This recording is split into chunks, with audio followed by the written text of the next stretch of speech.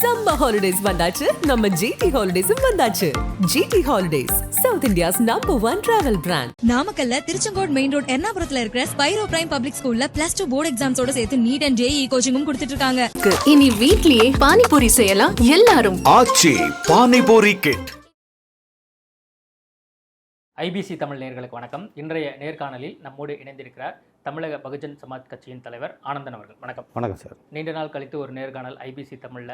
உங்களுடைய கடுமையான பணிக்கிடையே கிட்டத்தட்ட நீங்கள் தலைவராகி 7 மாதம் ஆச்சு. எப்படி இருக்குது பணி? கிட்டத்தட்ட ஆம்ஸ்ட்ராங் விட்டுக்கொண்ட பணிகள் எல்லாத்தையும் நீங்கள் தொடர்ந்து பண்ணிகிட்டு இருக்கீங்க. ஒட்டுமொத்தமாக தமிழ்நாடு முழுவதும் குறிப்பாக சென்னையில் உங்களுடைய பணி எப்படி போயிட்டுருக்கு? பணி நம்ம இது ஒரு கடுமையான பணி தான். பட் ஏற்கனவே இதே பணியில் நம்ம தொடர்ந்து ஈடுபட்டு இருக்கிறதுனால அந்த எக்ஸ்பீரியன்ஸ், அந்த ப்ராக்டிஸில் நம்ம அதை எளிமையாக எடுத்து பண்ணுறோம். மற்ற எப்பவுமே ஒரு எதிர்கட்சியோ அல்லது ஒரு கட்சியோ வளரும்போது ஆளுங்கட்சியோட கடுமையான ஒரு நெருக்கடி இருக்கும். அந்த கட்சியை நசுக்குவதிலே குறியாக இருப்பார்கள். அந்த வேலையை அவர்கள் பார்க்கின்றார்கள்.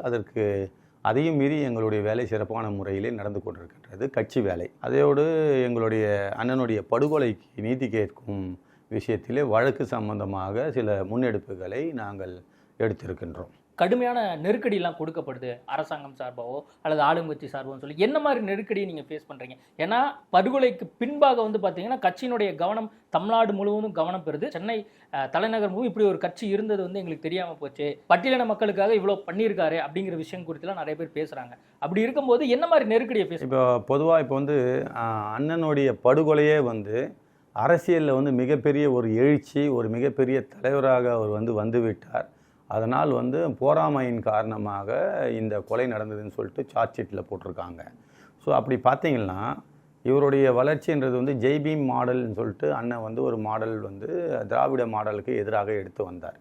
எப்படி இவங்களுடைய உள்ள இந்த கட்சியோடைய இன்வால்மெண்ட்ஸ் எப்படி வருது, எப்படி உங்கள் கட்சி எப்படி நெருக்குறாங்க அப்படின்னு கேட்டீங்க. இப்போது எங்கள் கட்சி அப்படின்னும் போது அண்ணன் தான் மிகப்பெரிய தலைவராக தென்னாட்டு அம்பேத்கராக இருந்தார். அப்படி இருக்கும்போது அவருக்கு உயிருக்கு ஒரு பாதுகாப்பு, ஒரு முதலமைச்சர் தொகுதியிலே உத்தரவாதம் இல்லாமல் ஒரு பாதுகாப்பின்மையோடு அவர் அரசியல் படுகொலை செய்யப்பட்டார். இந்த அரசியல் படுகொலையை அரசாங்கம் என்ன நினைக்கின்றது என்றால், இது ஒரு ரவுடிகளுக்குள்ளே நடந்த மோதலில் ஏற்பட்ட ஒரு படுகொலை அப்படி என்று ஒரு சுருக்க பார்க்கின்றது. அதற்கு சுருக்க பார்த்தால் என்னவென்றால், ஒரு ஆளுங்கட்சியின் மீது பொதுமக்கள் அதிருப்தியாக இருக்கின்றார்கள். இவ்வளோ பெரிய தலைவர் ஒரு முதலமைச்சர் தொகுதியிலே படுகொலை செய்யப்படுகின்றார் என்றால் அப்பொழுது யாரெல்லாம் இதில் பின்புலமாக இருந்திருப்பார்கள் என்று பொதுமக்கள் யோசிக்கின்றார்கள். பொதுமக்கள் யோசிக்கும் பொழுது அதே போன்று இது போன்ற ஒரு படுகொலையை நிகழ்த்திய போது அந்த படுகொலை நிகழ்த்தப்பட்ட தலைவர் பல நன்மைகளை அனைத்து ஜாதியினருக்கான, அனைத்து மக்களுக்கான, அனைத்து மதத்தினருக்கான ஒரு தலைவராக இருந்து அவர்களுடைய நல்ல விஷயங்கள், அவர்களுடைய எல்லாம் விஷயங்களிலும் பங்கு பெற்று அவர்களுக்கு ஒரு உதவியாகவும் அந்த தலைவர் ஒரு கல்வி என்பதிலே ஒரு முக்கியத்துவம் கொடுத்து பல மாணவர்களை எல்லாம் படிக்க வைத்து ஒரு தனிப்பட்ட முறையில் ஒரு அரசாங்கமாக இல்லாத பொழுதே ஒரு தனிப்பட்ட ஒரு நபர் அவர் இந்த மக்களை ஒரு எழுச்சி உரை செய்து அந்த மக்களுக்கு கல்வி கொடுத்து விட்டால், பாபா சாஹேப் அம்பேத்கர் சொன்னதை போல ஒருவனுக்கு கல்வி கொடுத்து விட்டால் அதை வைத்து அவன் எல்லா செல்வங்களையும் பெற்று விடுவான் என்ற பாபா சாஹேப் அம்பேத்கர் கொள்கையை முழுமையாக பின்பற்றி எங்களுடைய தென்னாட்டு அம்பேத்கர் அண்ணன் ஆம்ஸ்ட்ராங் அவர்கள் அவருடைய அந்த கொள்கையையும் அவருடைய அந்த மரணமும் பார்த்தீர்கள் என்றால் அவரை இந்த இதில் எலிமினேட் செய்து விட்டால் அவருடைய கொள்கை வெற்றி பெறாது. அதனால் அவரது எழுச்சியுடன் அரசியல் வளர்ச்சி பெறமாட்டார் என்பதற்காக பல தொல்லைகளை கொடுத்து இந்த படுகொலையை அரசியல் ரீதியாக இந்த படுகொலையை நிகழ்த்தி இருக்கின்றார்கள். ஆரம்பத்திலே அந்த 8 பேர் தான் இந்த கொலையாளிகள் என்று சொன்னார்கள். அதன் பிறகு போக போக போக ஒரு 30 பேர் கொலையாளிகளாக விட்டார்கள். இதற்கான காரணம் என்னவென்றால், இந்த 8 பேர் தான் இந்த கொலை, இது ரவுடி மர்டர் இது அப்படி என்று சித்தரித்தார்கள். அது சித்தரிப்பதற்கான காரணம் இது ஒரு சாதாரண ஒரு நபரினுடைய படுகொலை நடந்துவிட்டது என்று இதை மூடி மறைத்து விடலாம், அதனால் இதுக்கு ஒரு நியாயம் கற்பிடித்து விடலாம் அப்படின்று பல யூடியூப் சேனல்கள், பல அரசாங்கத்திற்கு ஆதரவான ஊடகங்கள் இவற்றையெல்லாம் வைத்து அண்ணன் ஆம்ஸ்ட்ராங் அவர்களுடைய கொலை ஒரு ரவுடிகளுக்கு ஏற்பட்ட ஒரு கொலை என்று ஒரு நிகழ்வை நடத்தி காட்டினார். அதுக்காக ஒரு மித்து ஸ்டெட் பண்ண ஆரம்பித்தாங்க. இது ஒரு சாதாரண ஒரு மனிதருடைய படுகொலைன்னு. அதன் பிறகுதான் அதை நாங்கள் வெளிக்கொண்டு வந்த பிறகு இது எந்த நிகழ்வுக்காக இந்த படுகொலை நடைபெற்றது, யாரெல்லாம் இதில் ஈடுபட்டிருக்கின்றார்கள், எதற்காக இந்த கொலை செய்தார்கள் என்றெல்லாம் நாங்கள் விரிவாக பல நிகழ்வுகளில் சொன்னபொழுது இன்வெஸ்டிகேஷன்ஸில் இந்த விஷயங்களை எல்லாம் வந்து எடுத்து உரைக்கும் பொழுது இது வந்து ஒரு தேசிய தலைவர், அதாவது ராகுல் காந்தி அவர்கள் காங்கிரஸ் கட்சியை சேர்ந்தவரும் இதற்கு குரல் கொடுக்கிறார். ஜேபி நட்டா என்று பிஜேபியுடைய தேசிய தலைவரும் குரல் கொடுக்கின்றார். அனைத்து தலைவர்களும் இந்தியா முழுக்கும் குரல் கொடுத்தார்கள். இந்தியா முழுவதும் மட்டும் குரல் கொடுத்தது மட்டுமல்லாமல் பல பெரிய மாநகரங்களில், இந்தியா முழுவதும் உள்ள மாநகரங்களில் அண்ணனுடைய படத்தை வைத்து மலரஞ்சலி செலுத்த ஆரம்பித்தார்கள். மரணத்தின் போதும் அவர் இடைப்பட்ட அந்த மரணத்தை அடக்கம் செய்யும் இந்த காலகட்டத்தில் உலகம் முழுவதும் பல எம்பசிகள் முன்னாடி, இந்திய எம்பசி முன்னாடி வந்து போராட்டங்கள் நடைபெற்றன. அப்படி நடைபெற்ற போது சாதாரண ஒரு மனிதர் இல்லை, ஒரு மிகப்பெரிய ஒரு தலைவராக இருந்தார். பொதுமக்கள் மத்தியிலே இவருக்குள்ள உண்மையான ஒரு பலத்தை வந்து இந்த அரசு அறியாமல் இருந்திருக்கின்றது. பொதுமக்கள் மத்தியிலே வந்து இவரை வந்து ஒரு ரவுடி என்று சித்தரித்து விட்டு இந்த வழக்கை முடித்து விடலாம் என்று நினைத்தார்கள். அதற்கான வழக்கு இது அல்ல. இவர் மிகப்பெரிய தலைவர் என்பதை அவர் இறப்புக்கு பின்பு பொதுமக்கள் தானாக முன்வந்து அவர்களுடைய கருத்துக்களை சொல்லும்போது இந்த தலைவர் மீது எவ்வளோ பெரிய மிகப்பெரிய மரியாதை இருந்திருக்கின்றது என்பதை இந்த அரசு பின்பு தான் உணர்ந்தது. இந்த ஆம்ஸ்டாங் படுகொலையில் வந்து பார்த்தீங்கன்னா செல்வப்பெருந்தகைக்கு தொடர்பு இருக்கு அப்படின்னு சொல்லி நீங்கள் ஆரம்பத்திலே சொல்லிட்டு இருந்தீங்க. இப்போ அண்மையில் சவுக்கு சங்கர் கூட இதை பற்றி பேசியிருந்தாரு. கடைசியாக அவர் வீட்டில் என்ன நடந்தது அப்படிங்கிறதெல்லாம் நம்ம பார்த்தோம். அது வேறு சில காரணங்கள்லாம் வந்து சொல்லப்படுது. இப்போ செல்வப்பெருந்தகைக்கும் இப்போ ஆம்ஸ்டாங் இந்த படுகொலைக்கும் நீங்கள் வந்து தொடர்ந்து சம்மந்தப்படுத்திட்டே இருக்காங்க. இது எப்படி வந்து மக்கள் புரிஞ்சுப்பாங்க?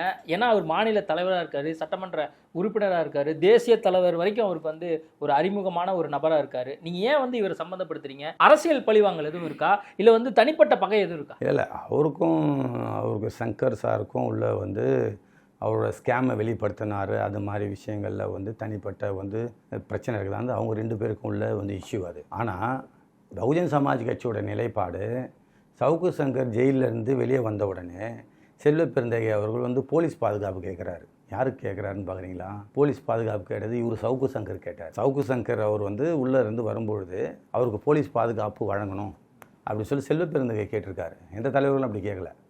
அது சவுக்கு சங்கர் ஜெயிலிருந்து வெளியே வந்த நேரம் வந்து அண்ணன் ஆம்ஸ்டாங்குடைய படுகொலை மிக தீவிரமாக வெளியிலே பேசிக்கொள்ளப்பட்டிருக்கின்றது. எங்கே சவுக்கு சங்கர் வந்து இந்த படுகொலையை பற்றி விவரமாக விவாதித்து விடுவாரோ என்ற நோக்கத்திற்காக அவருக்கு போலீஸ் பாதுகாப்பு கேட்டு 6 மாதம் சவுக்கு சங்கர் அதை பற்றி வாயை திறக்கவில்லை. அந்த கொலை வழக்கை பற்றி பேசவே இல்லை. இல்லை, அது சம்பந்தமாக உங்களுக்கு எதுவும் தகவல் கிடைச்சது? 6 மாதம் அதை பற்றி பேசவே இல்லை. அதை பற்றி வந்து எந்த விதமான அதை பற்றியான தகவலையும் அவர் வந்து வெளியே பேசாமல் இருப்பதற்காக இவர் வந்து அவருக்கு சப்போர்ட் பண்ணுறார். சவுக்கு சங்கருக்கு இவரே போலீஸ் பாதுகாப்பு கேட்குறார்.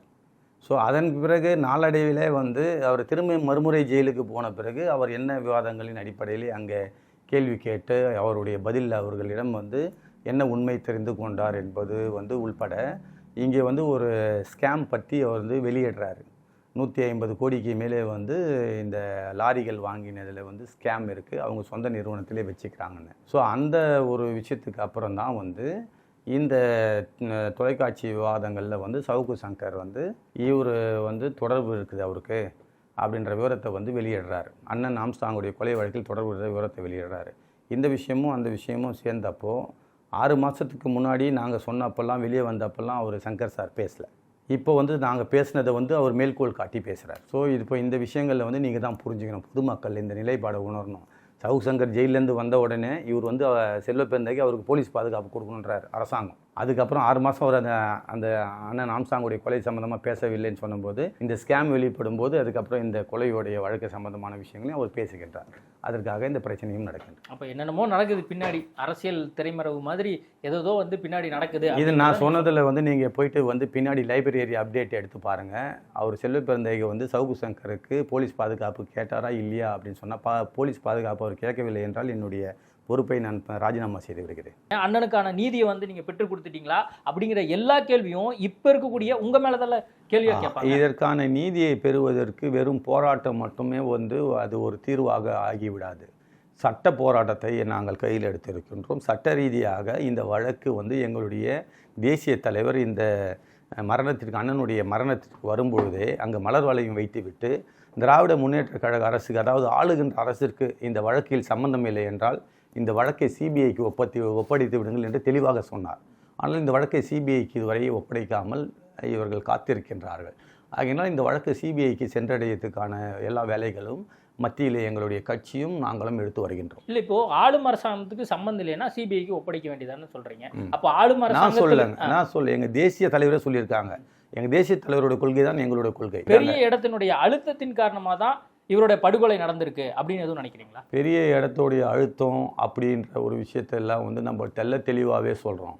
இந்த கைதாகியிருக்கிற இந்த ரவுடிகள் என்று சொல்லக்கூடிய so called rowdies, they are not real enemy, they are not வந்து real culprits, not only they are only real கல்ப்ரேட்ஸ்.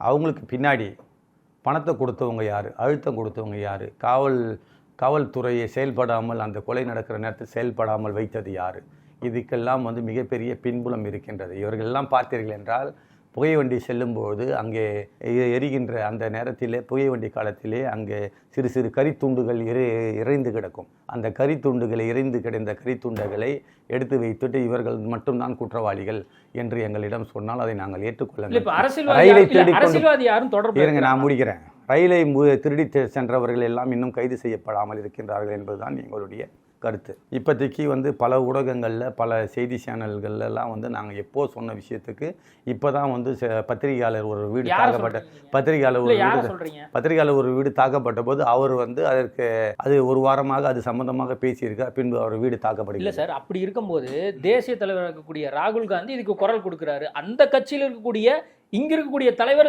சம்பந்தம் அப்படின்னா எப்படி ஏத்துக்கிற மாதிரி இருக்கும்? அப்ப ராகுல் காந்தி கூப்பிட்டு கேட்டிருக்க மாட்டாரா, என்ன நீங்க தான் தொடர்பா இல்லையான்னு? அப்படிலாம் எதுவும் இல்லை அப்படிங்கிறத ஆதாரப்பூர்வமா நீங்க நீதிமன்றத்தில் நிரூபிங்கன்னு அவர் சொல்றாரு.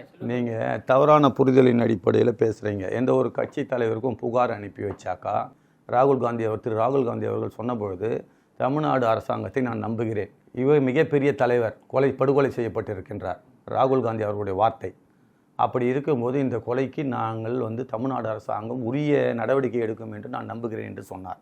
அதன் அடிப்படையிலே தான் அவருக்கு இது மாதிரி உங்களுடைய கட்சியுடைய மாநில தலைவராக இருக்கக்கூடியவர் இதில் சம்மந்தப்பட்டிருக்கிறார் என்ற புகாரை எங்களுடைய பொதுச் செயலாளர் அனுப்பி வைத்தார். இல்லை, அதெல்லாம் பண்ணார். ஆனால் இதுவரைக்கும் எந்த நடவடிக்கையும் அவங்களும் எடுக்கல, அரசாங்கமும் எடுக்கல, காவல்துறையும் கண்டுபிடிக்கலனா அப்போ இதுக்கு பின்னாடி என்ன நடக்குது? அப்போ நீங்கள் என்ன இதை ஃபாலோ பண்ணுறீங்க? காவல்துறை என்றவங்க வந்து யாரோட கண்ட்ரோலில் இருக்கிறாங்க? தமிழ்நாடு காவல்துறை என்பது யாரோட கண்ட்ரோலில் இருக்கிறாங்க? யாரோட? முதலமைச்சர் கண்ட்ரோலில் தான் இருக்கிறாங்க.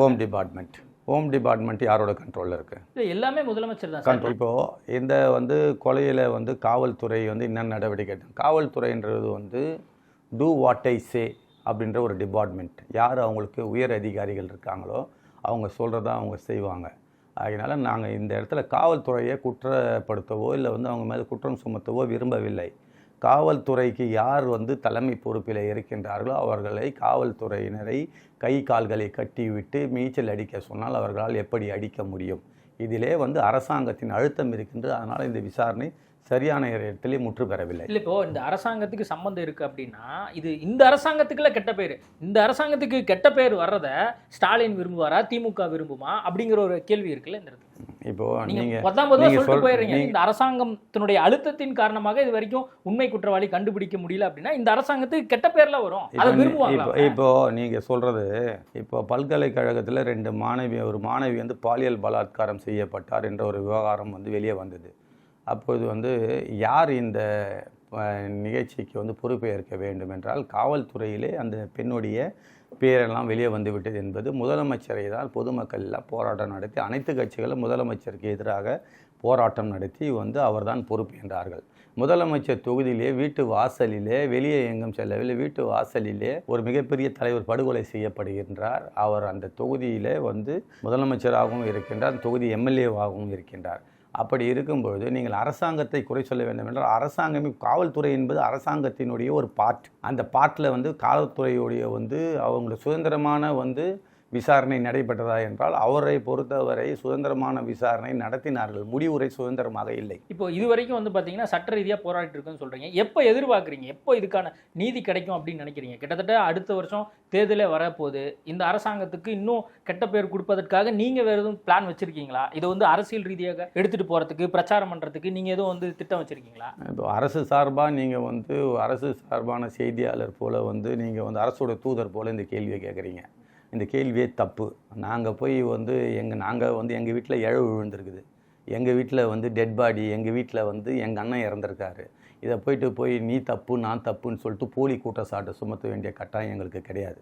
நீங்கள் உங்களுடைய கேள்வியை வந்து அரசின் சார்பாக வந்து தூதர் அரசாங்க சார்பா இல்ல சார், வெளியிருந்து பார்க்கக்கூடிய ஒரு பத்திரிகையாளர் இந்த கேள்வி கேட்கிறேன். பத்திரிகையாளர் இதை தாண்டி அடுத்து நீங்க என்ன பண்ண போறீங்கன்னு நான் கேட்கிறேன். இல்லை, இதை தாண்டி பண்ண வேண்டிய விஷயங்கள் என்னன்றதை வந்து ஏஜென்சி வந்து ட்ரான்ஸ்ஃபர் ஆஃப் த ஏஜென்சி வந்து விஷயத்துக்கான நடவடிக்கை எடுத்திருக்கிறோம். ஸோ அது அந்த ஏஜென்சிக்கிட்ட போகும்போது அனைவருடைய எல்லா குற்றவாளிகளும் வந்து செல்ஃபோன் சார்ஜர் போட்டு கொடுத்து இவர் அண்ணனுடைய கொலையில் ஈடுபட்டவர்கள் உட்பட அனைத்து ஒரு சாதாரணமான சின்ன இந்த கொலைக்கு உதவியாக இருந்தவர்கள் கூட இதில் வந்து அக்யூஸ்டுகால வர்றதுக்கான வந்து எல்லா முயற்சியும் எடுத்துகிட்டு இருக்கு. ஓகே, இப்போ நீங்கள் தலைவராக இந்த பதிலை கொடுக்குறீங்க, அவங்களோட மனைவி என்ன சொல்கிறாங்க? இப்போ ஆம்ஸ்ட்ராங்கினுடைய மனைவி என்ன சொல்கிறாங்க? தொண்டர்கள்லாம் என்ன பேசுகிறாங்க? இப்போ தொண்டர்கள் மனைவி என்பது எங்கள் கட்சியோடைய கருத்து, அனைவருடைய கருத்துமே வந்து ஒன்று தான். நீங்கள் வந்து குறிப்பிட்டு கேட்குறது வந்து எங்கள் அந்நியார் வந்து என்ன வந்து இந்த வழக்குடைய சம்பந்தமான முன்னெடுப்பு எடுத்தாலும் அதற்கு உறுதுணையாக இருக்கின்றார். ஓகே, இப்போ கட்சிக்குள்ளே அவங்களோட இன்வால்மெண்ட் எந்த அளவுக்கு இருக்குது? அவங்க எதுவும் அடுத்த தலைமைக்கு வர்றதுக்கான வாய்ப்புகள் எதுவும் இருக்கா, இல்லை நீங்கள் தான் தொடர போகிறீங்களா அப்படிங்கிற கேள்வியெலாம் இருக்குல்ல? எங்களுடைய தேசிய தலைமை வந்து முடிவெடுக்கும் எதுவாக இருந்தாலும். இப்போ அவங்க தலைவராக நான் தலைவரான்றதெல்லாம் கிடையாது. எங்கள் கட்சியை பொறுத்த வரைக்கும் இது வந்து தலைவர் பதவின்றது முதலமைச்சர் பதவி கிடையாது, மிகப்பெரிய பணி சுமை. அதை எடுத்து செல்கின்ற விதத்தினாலே வந்து எங்களுடைய தேசிய தலைமை என்ன முடிவு எடுக்கின்றதோ அதுதான் முடிவு. ஓகே, இன்னொரு முக்கியமான விஷயம், இன்னும் ஒரு வருஷத்தில் தேர்தல் வரப்போகுது. இப்போ பிஎஸ்பியோடைய ரோல் வரக்கூடிய நாட்களில் எப்படி இருக்க போகுது? ஏன்னா இப்போ தமிழக வெற்றி கழகம் அப்படிங்கிற ஒரு கட்சி வந்து தொடங்கி 2வது வருஷத்தில் போயிட்டுருக்கு. ஆல்ரெடி நம்ம வந்து தொடர்ந்து வந்து தேர்தலை சந்திச்சிருக்கோம். நம்மளுடைய ரோல் என்னவா இருக்க போகுது 2026 தேர்தல்? 2009 தேர்தல் நான் போட்டிட்டேன். மன்னிக்கிறோம், பாராளுமன்ற தேர்தல், திருவள்ளூர் பாராளுமன்ற தேர்தல் 41,000 வாக்குகள் வாங்கியிருக்கின்றேன். இப்போது நீங்கள் தாவேக்கான்னு ஒரு கட்சி ஆரம்பித்ததை பற்றி கேட்குறீங்க. அவர் வந்து கட்சி ஆரம்பிச்சிருக்காரு, அவர் முதல் ஆண்டை வந்து முடிச்சிருக்காரு. கட்சி ஆரம்பித்த பல நடிகர்கள் வந்து கட்சியை ஆரம்பித்து நடத்தியிருக்கிறாங்க. நடிகர் சிவாஜி கணேசன் அவர்கள் கட்சி ஆரம்பித்திருக்கிறார், நடிகர் கமலஹாசன் அவர்கள் கட்சி ஆரம்பித்திருக்கின்றார், நடிகர் சரத்குமார் அவர்கள் கட்சி ஆரம்பித்திருக்கிறார், நடிகர் கருணாஸ் அவர்கள் கட்சி ஆரம்பித்திருக்கின்றார். அந்த நடிகர் பெரிய பெரிய நடிகர்கள்லாம் கட்சி ஆரம்பித்திருக்கின்றார்கள். ஆனால் எம்ஜிஆருக்கு கட்சி ஆரம்பித்தது என்பது அவர் முதலமைச்சர் வரை பல முறை முதலமைச்சராக வந்து அதன் பிறகு வந்து அவர் கடைசி நாளிலே முதலமைச்சராக வாழ்நாளிலே அவர் இறந்தார். ஸோ அப்படிப்பட்ட எம்ஜிஆர் போல் வந்து கட்சியிலே வந்து புதிதாக ஆரம்பித்தவர்கள் முதலமைச்சர் ஆகிவிடும் முடியும் அப்படின்றதெல்லாம் இல்லை. எம்ஜிஆருக்கு வந்து ஒரு அரசியல் அனுபவம்ன்றது ஒன்று இருந்தது. அவர் ஆல்ரெடி வந்து திராவிட முன்னேற்ற கழகத்தில் வந்து அவர் வந்து பொருளாளராக இருந்தார். தொடர்ந்து வந்து பல படங்களில் வந்து திராவிட முன்னேற்ற கழகத்துடைய கொள்கையை எடுத்து சென்று அவர் வந்து மக்களிடம் பரப்பினார். திராவிட முன்னேற்ற கழகத்தினால் இருந்ததினால் அவர் வந்து அரசியல் வளர்ச்சி படிப்படியாக இருந்தது. ஒரு கட்சி ஒரு நடிகராக இருந்து திடீரென்று ஒரு கட்சியிலே வந்து வருவதனாலே மட்டும் முதலமைச்சருடைய பதவியை நோக்கி செல்ல முடியாது. அதற்கு நிறைய அனுபவங்கள் தேவைப்படும். நிறைய அதாவது மனநிலைமை என்பது இப்போது ஒரு 100 பேர் வச்சு ஒரு ஷூட்டிங் பண்ணாலும் 100 டேக் வேணால் எடுக்கலாம். அது வந்து தப்புன்னா திரும்பி வந்து திருத்திக்கலாம். அரசியல்ன்றது ஒரே டேக் தான் எடுக்க முடியும். அந்த இடத்துல போயிட்டு ஸ்பாட்டில் தப்புன்னா தப்பு தான் முடிஞ்சிடும். அந்த மாதிரி வந்து அவ்வளோ எளிமையான வந்து ஒரு பொறுப்பு கிடையாது. அவங்களே ஒத்துக்கிட்டு இருக்காங்க. பல கூட்டணிகளை சேர்த்து தான் எங்களால் வந்து நாங்கள் வந்து தேர்தலில் போட்டி போட முடியும்னு சொல்லிட்டு. அதான் இந்த மாதிரி சூழலில் இப்போ அவர் என்ன சொல்கிறாரு, திமுகவும் விமர்சிக்கிறாரு, மேலே பிஜேபியும் விமர்சிக்கிறாரு. 2026 எப்படியாவது முதலமைச்சர் ஆகணும் அப்படிங்கிற ஒரு விஷயத்தோடு அவர் வந்து தேர்தலை வந்து சந்திக்க போகிறேன் அப்படின்னு சொல்லியிருக்காரு. இந்த மாதிரி சூழலில் விஜயனுடைய அரசியல் வருகை எந்த மாதிரி தாக்கத்தை தமிழ்நாடு அரசியல் ஏற்படுத்தும்? 25 ஆண்டு காலம் மக்களிடம் தொடர்பே இல்லாமல் இருந்தார். படத்தில் நடித்துவிட்டு ஸ்க்ரீனில் பார்த்துவிட்டு மக்களோடு மக்களாக வந்து சேரவில்லை. இப்போது மக்கள் தொடர்பில் இப்போதுதான் மக்கள் விஷயங்களை எடுத்து பேசுகின்றார். ஏன் அவர் எடுத்து பேச வேண்டும்? அரசியல் பேசுகிற விஷயமே அவர் வந்து இப்போ புதுசாக அரசியல் அவர் வந்து அரசியலில் வந்து புதுமையாக வந்திருக்கார். அதனால் வந்து மற்ற கட்சிகள்லாம் வந்து ஒரு 50 வருஷமாக கடை நடத்திட்டு இருக்காங்க. 50 வருஷம் கடை நடத்தி ஒரு ப்ராடக்டை வெளியே கொடுக்கும்போது அவங்க ரொம்ப எக்ஸ்பீரியன்ஸ்டாக இருப்பாங்க. இப்போ தான் வந்து ஃபஸ்ட் இயர் கடை ஆரம்பிச்சிருக்காரு. எப்படி சக்ஸஸ் ஆகுதுன்ற இப்போ திமுகலாம் எப்படி பயப்படுதோ அதே மாதிரி நீங்களும் பயப்பட ஆரம்பிச்சிட்டிங்களோ? எல்லாம் அவருக்கு வந்து குறிப்பாக பெண்கள் ஓட்டாக இருக்கட்டும், சிறுபான்மையர் ஓட்டாக இருக்கட்டும், பட்டியலின வாக்குகள் எல்லாமே அவருக்கு வரும்னு சொல்லி சில விமர்சகர் சொல்கிறாங்க. அதுக்கான பொலிட்டிக்கல் கால்குலேஷனையும் அவங்க சொல்கிறாங்க. பயமா? எங்களுக்கு வாழ்க்கையில் எப்பயுமே பயம் இருந்ததே கிடையாது. எங்கள் கட்சிக்கும் அது கிடையாது. அமிதாப் பச்சனே எங்களுக்கு எதிராக வந்து பிரச்சாரம் பண்ணிக்கிறாரு. அந்த தொகுதியில் நாங்கள் தான் ஜெயிச்சிருக்கோம். அதனால் வந்து டெல்லி அந்த மாதிரி பகுஜன் சமாஜ் கட்சிக்கு எந்த நடிகர்களை பார்த்தும் எந்த அரசியல்வாதிகளை பார்த்தும் பயமோ அச்சுறுத்துவதோ பகுஜன் சமாஜ் கட்சியிடம் முடியாது. தமிழ்நாடு போன்று 2 மடங்கு தமிழ்நாடு இருக்கின்ற உத்தரப்பிரதேசத்தில் 80 தொகுதி இருக்கின்ற தொகுதியிலே நாங்கள் 4 முறை முதலமைச்சராக இருந்திருக்கின்றோம். ஆட்சியை எப்படி செய்வது, அரசியல்வாதிகளை எப்படி ஃபேஸ் பண்ணுவது, நடிகர்களிடம் வந்து அரசியலுக்கு வந்தால் அவர்களிடம் எப்படி அரசியலை முன்னெடுத்து செல்வது, அனைத்துமே வந்து நாங்கள் ஏற்கனவே கற்றறிந்திருக்கின்றோம். அதனால் எங்களுக்கு புதுமை கிடையாது, புதிது கிடையாது. பயம் என்றது வாழ்க்கையிலே வரக்கூடாது. தெருநாய் மாதிரி பயம் என்பது.